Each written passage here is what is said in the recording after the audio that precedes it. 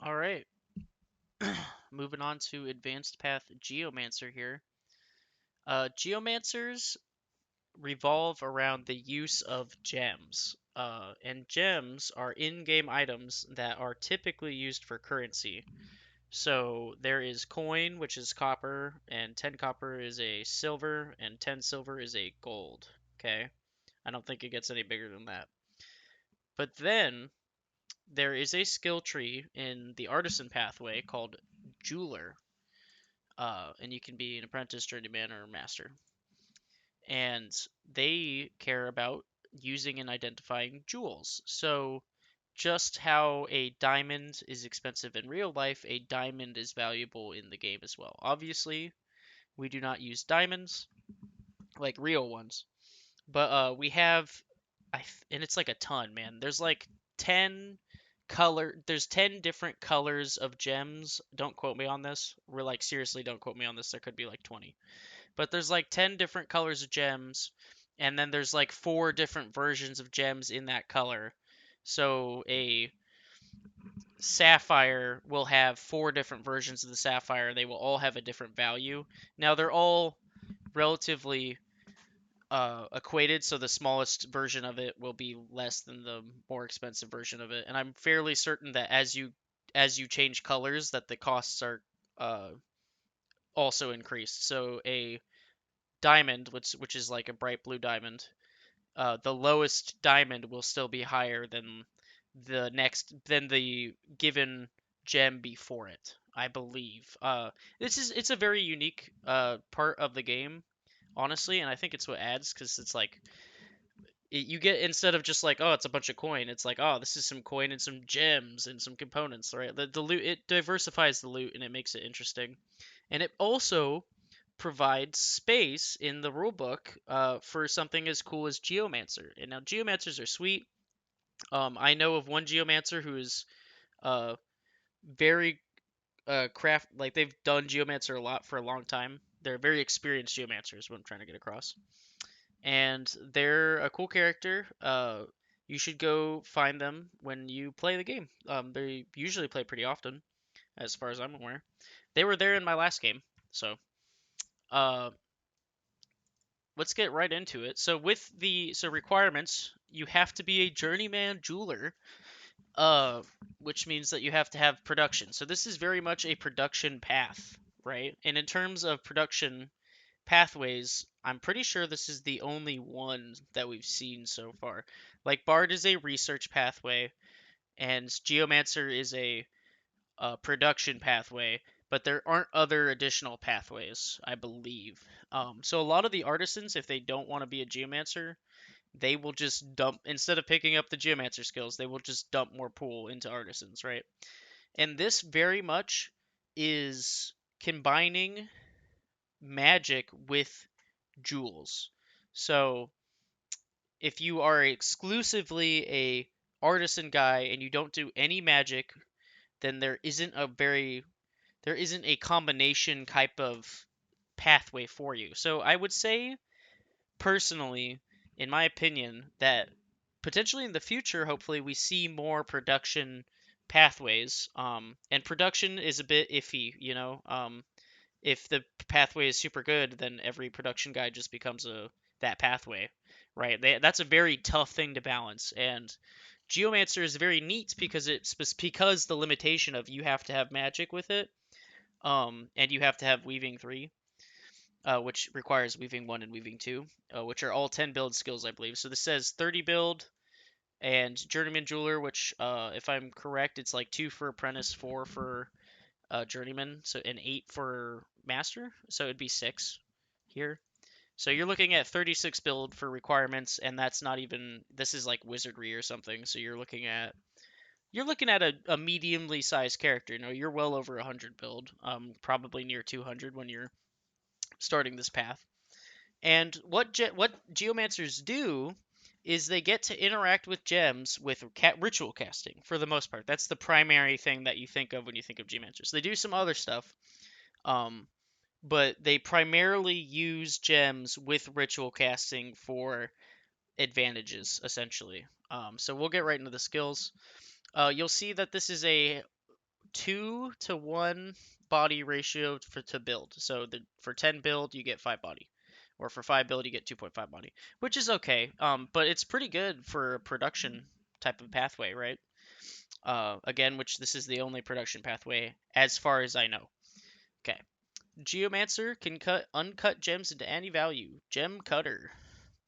A geomancer may cut any uncut gem to any value. Result is based on size desired and production supplied.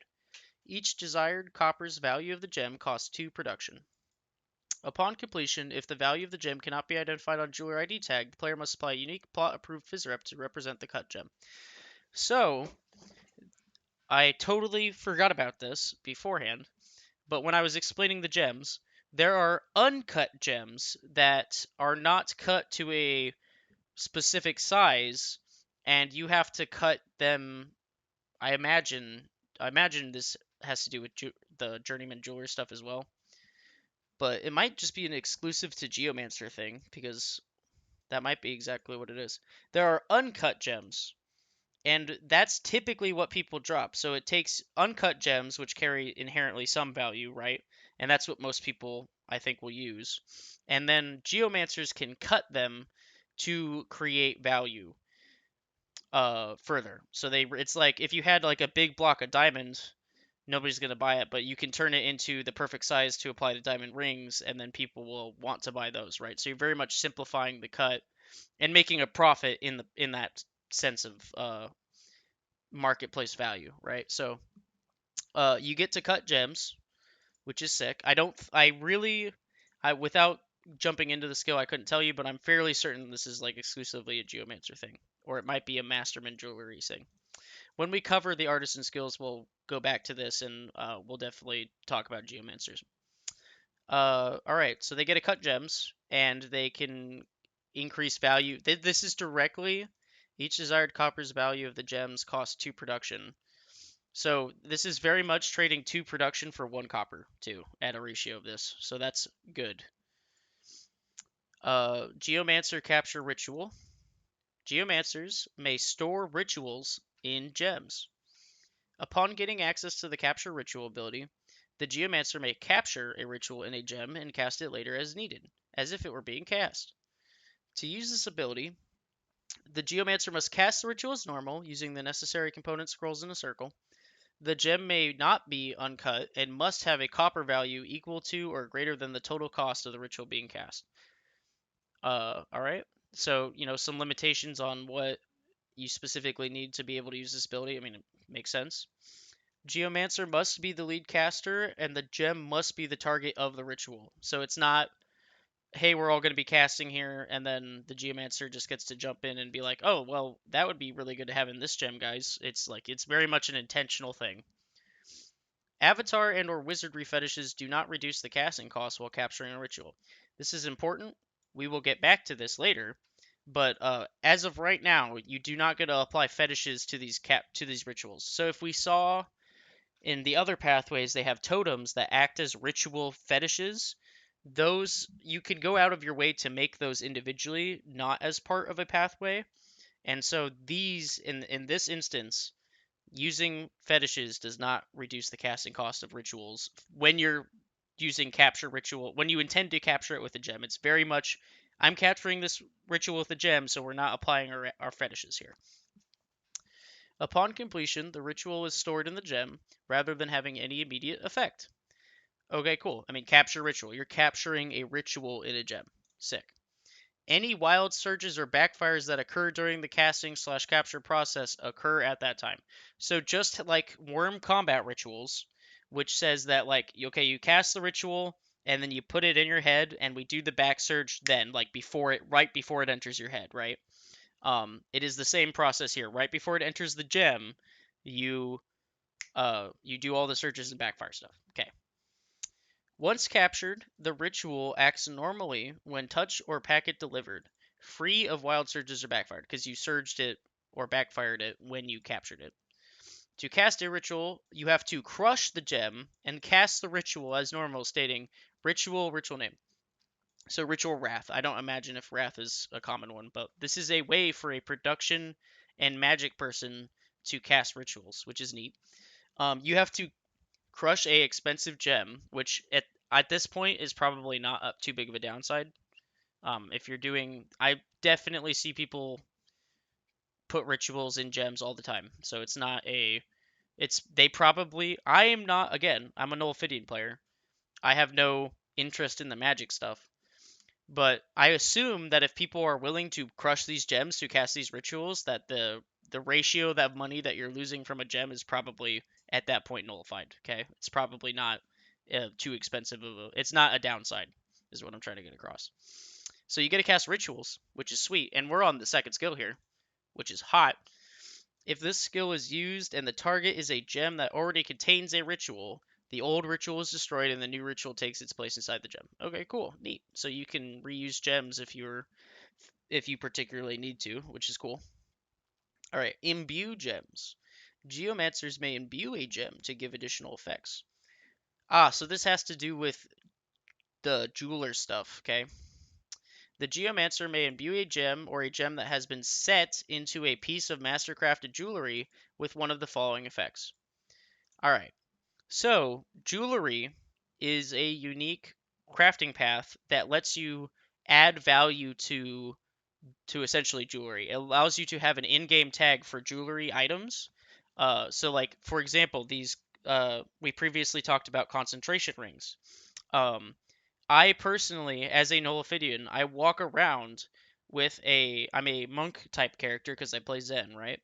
So I walk around with a monk necklace, and I actually got it from an in-game event that I paid coin for because it's tagged as a jewelry item.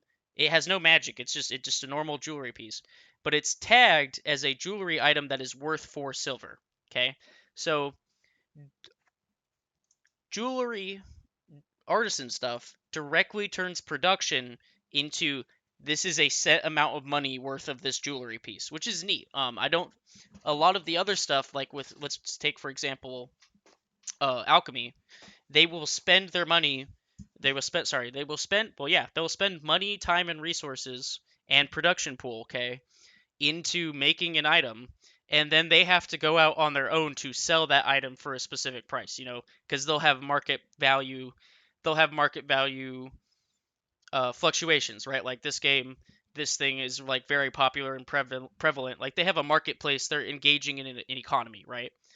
The interesting thing about jewelry is that when you create it, it says this thing is worth X. So in this case, I had a cool monk necklace, like a bunch of orbs, uh, that is specifically valued at 4 silver. So anybody looks at it and goes, "Yep, this is worth 4 silver."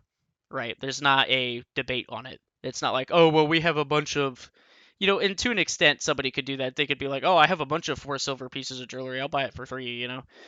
I mean, that's still possible, but most people are going to see this and be like, "Oh, yep, it's worth 4 silver. This is as good as 4 silver." Um, so yeah, that's what the jeweling stuff does. And at master level, you're allowed to set a gem into a piece of mastercrafted jewelry. So potentially, to my understanding, you couldn't do that until you're a master. But when you're a master, you get to set gems, these currency gem things, into the works that you create. You get to apply, and they also get to apply a cool effect to it as well, which is neat, which is specific. It's magically enhanced, kind of, normally. But geomancers can take those master crafted jewelry pieces that have a gem in them, okay, see where we're going here, and imbue spells or effects onto those things. So this is very much getting into, okay, players are creating cool items, right? So this is very much interacting with the player created items part of the game, which is super neat, okay? Like we haven't not seen very much of that so far in what we've covered. And Geomancer is cool because they're doing this. Like they're directly interacting with like cool long-term player-made items. Okay, which is neat.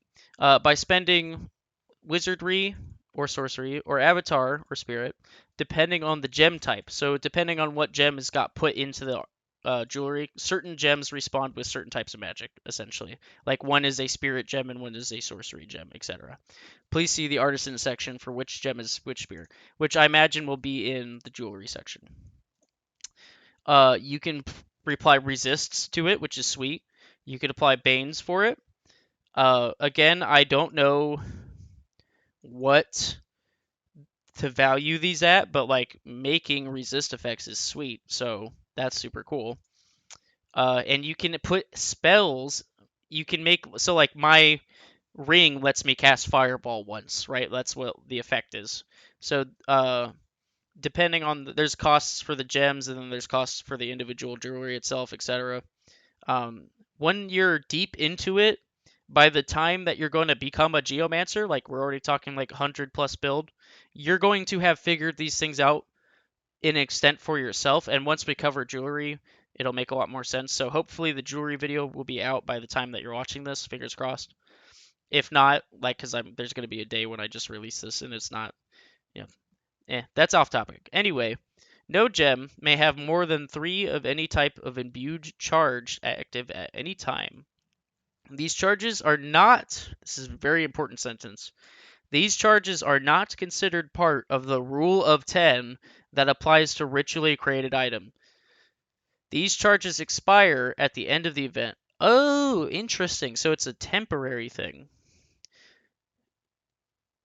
These charges are not considered part of the rule 10 that applies to ritually created item. These charges expire at the end of the event.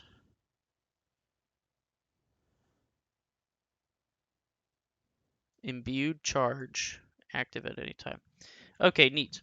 So, there is a cap to player-made items, and I think just items in general, that says you can't do a thing more than 10 times. So if you have a ring of physical resists, you can have a total, that ring can give you a total of 10 physical resists. Okay, you can't get past that.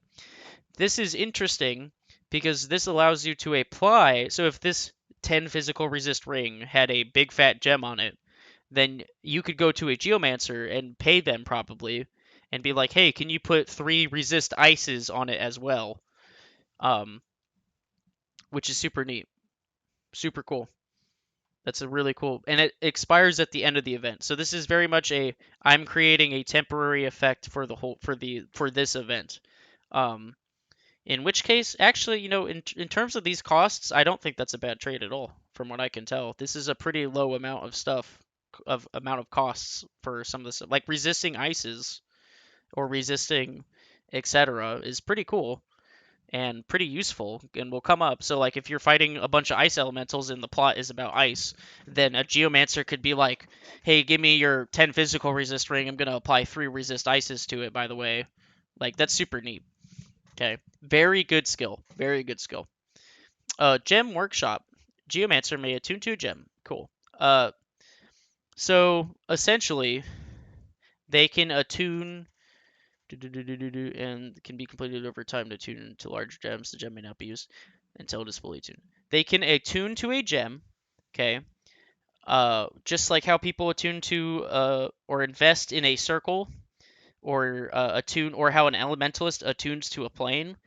They may attune to a gem, okay, and then they get it to turn into a pseudo bag of holding. Okay, that's what the skill does. Gem workshop. So geomancers can enter into gems, like their player character can enter into gems that they have attuned to, and I imagine that may attune themselves to a gem by spending wizardry equal to the copper value of item. This attuning is done in a circle and can be completed over time.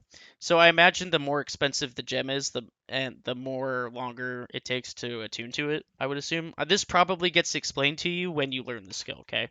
Because there's a whole roleplay aspect to when you're learning these things too. Like I'm telling you what these skills inherently do in game most of the time, hopefully. But a teacher will have to teach you these things in game to your character, and when they teach you things, there are intricacies that people know themselves that they express through roleplay, which is like that's like half the fun of this game. It's just like I'm going to go learn this new thing and somebody's going to have a cool in-game explanation for why things work this way. And they might go over this specifically, going like, hey, yeah, these gems take this long, this gem is blah blah blah, and here's the cost benefit analysis there, which is super cool. You may only be attuned to one gem at a time. Beginning the process on a new gem ends the attunement to a previous gem. Once complete, the Geomancer may shift into the gem. They get into the gem and use it as a 10-foot by 10-foot extra dimensional space. They may only spend a total of the copper value in minutes inside the gem per logistics. Oh, okay, interesting. So that's why you get larger gems. So you don't get a bigger space the larger gem you get. You get longer in there to do that, which is neat. It's probably a way to store important items or like store a hoard of gems. If the Geomancer loses their attunement to the gem by starting to attune to another, or not having the skill, any item stored within the extra dimensional space will fall to the ground near the gem. So this specifically doesn't cover what happens when the gem gets crushed, which I imagine is important. Go find out, Foig. But yeah, so that's neat that if you attune to another gem, you don't have to worry about losing your stuff or like going into it and then pulling all your crap out and then coming back out and then attuning. So that's neat. Makes it convenient. Cool skill. Really cool skill. I can't tell you the value of these skills, because it would come up to what you're storing in said space, but just having a in-game location to store things is neat. Um, because that means that like I search your body, like you die, you fall on the ground, I search your body. Well, the average goblin that ganged you is not going to be able to access into a gem, right? So your stuff is protected, pseudo protected, right? They might be able to steal that gem, but hopefully they don't steal the rest of your stuff. They don't know the true value of the gem. Uh, Capture Wild Surge. Geomancer may store Wild Surges in uncut gems. Okay, so they store rituals in cut gems, in perfect shaped gems. In uncut gems, they get to capture Wild Surges, which is interesting. I personally haven't seen this in game, but Geomancers may capture a Wild Surge in a gem to cast it later as needed, as if it were an ordinary spell. And I'm pretty certain that Wild Surges are very unique. You get some unique effects, so casting them as if they were a spell is neat. This could be very good or very bad, I don't know. To use this ability, the Geomancer must cast the ritual as normal using the necessary component scrolls in a circle, so you're just casting like normal. The gem is an uncut, and it is destroyed when the surge expires, used or not. The Geomancer must either be the lead caster or participant in the casting of the ritual. Upon completion of the ritual, if the result is a Wild Surge, the Geomancer may choose to store the Wild Surger in the gem, rather than having any immediate effect. Neither the Geomancer nor anyone else participating in the casting gains knowledge to the effects of the Wild Surge captured. Once captured, the Wild Surge acts normally when crushed by the wielder to the gem. To cast the Wild Surge from the captured gem, simply crush the gem and state, I crush the gem. So you grab it in your palm and you squish it in your palm, and that's like what releases the magic. And you just do that in game by saying, mechanically, by saying, I crush this gem. Upon which time the Wild Surge will take effect to the wielder. Surges captured in this manner will expire after 1 hour if not crushed, destroying the gem. Okay. So my understanding of why this is good is because you just have to be a participant in the ritual, okay? And then, so like we're capturing the ritual, it had to specifically be a ritual cast targeting the gem, and there's no fetishes or anything, right? So like you have to you announce before you start casting that like, hey, this is targeting a gem. We're not applying our fetishes. We're doing X, Y, and Z. This is going into a gem. This doesn't have that requirement. You just have to be and you had to be the lead caster too. This one specifically says you don't have to be the lead caster. That you can either be the lead caster or a participant, which means that if your buddies are going to go cast rituals, you can sit in that circle with them and provide some pool to like help them cast the ritual, and then you're participating in that. And then you can capture a random Wild Surge, okay, in an uncut gem. So I would assume that most of the time you don't want Wild Surges to happen at all, So having a Geomancer around literally just you get to put a Wild Surge into a gem and then forget about it. So technically you can crush it and cause a surge to happen, but I would in my understanding, you would never do that, and you would kind of just let this expire in an hour, um, and keep your uncut gem. Which is neat. This provides a use for uncut gems, so a Geomancer will snap those things up, right? Uh, and it also helps the people casting rituals because they don't have to worry about a wild surge, which is sick. Specific note: this specifically doesn't say backfire; it says wild surge, not backfires, wild surges, which are two different things. Super cool skill, super great. I would say this is probably super awesome. And if you were in a house with a bunch of people that were casting rituals all the time to like do cool stuff, you would want a geomancer in there and like grabbing wild surges and making and increasing consistency of your casts without bad things happening, which is neat. All right. Time is money. This is an amazing skill. Geomancer may use gems to restore their pool. The Geomancer may crush gems to restore the coin value in any pool except research. In any pool except research. This may not take the Geomancer over their character sheet maximum, so you can't have 120 pool if you can only have 100 pool, right? The Geomancer may restore up to their character sheet maximum pool once per logistics in this manner. So if you go all the way, so this is very, you do this after you've spent all your pool essentially, and then you get to bring it up to full again. You don't get to. That's how I personally would use this. I'm sure there's ways to do math so that way you don't overdo it, um, by restoring more pool than you can. But if you have 100 pool, the most you can ever restore is 100 pool. Okay, it's very simple, but applying it in any way other than I ran out of pool and now I'm doing it can be tough to keep track of. You'll have to keep track of that. This is an amazing skill. In case you didn't catch that, this is amazing. There is short of Goblin Go-Go Juice, which restores like one. It restores like a total of like max 6 or like max 10 pool. Okay, we're talking about like 100 pool here. Like if you have a bunch of sheets, you can crush gems, and like they don't have to be magical gems. You can crush gems that cost coin to take to as pool, which is nuts. Okay, that's insane. Super good, super good. Every single person would want this skill on their character sheet. This is amazing. Okay, you literally get to turn coin into pool, and when you're not a brand new adventurer, it's very hard to get pool back. Like there's next to no ways to do it. Okay, it's not a common effect at all. This is an amazing skill. Every person would want this on their character sheet if they could have it. And it's the reason why you go Geomancer is because all this other cool stuff which is amazing. And then time is money is insane, guys. Like do not sleep on this skill. Uh and then their cookie. Cheapskate. Geomancer gains the benefits from avatar and wizardry fetishes, as well as reduced weavings. While using Geomancer Capture Ritual, the Geomancer may now apply the benefits of avatar and wizardry fetishes where appropriate. I imagine that's really good. Reducing the cost of stuff is amazing, and being able to do that with a skill that specifically said that you cannot apply your fetishes is awesome.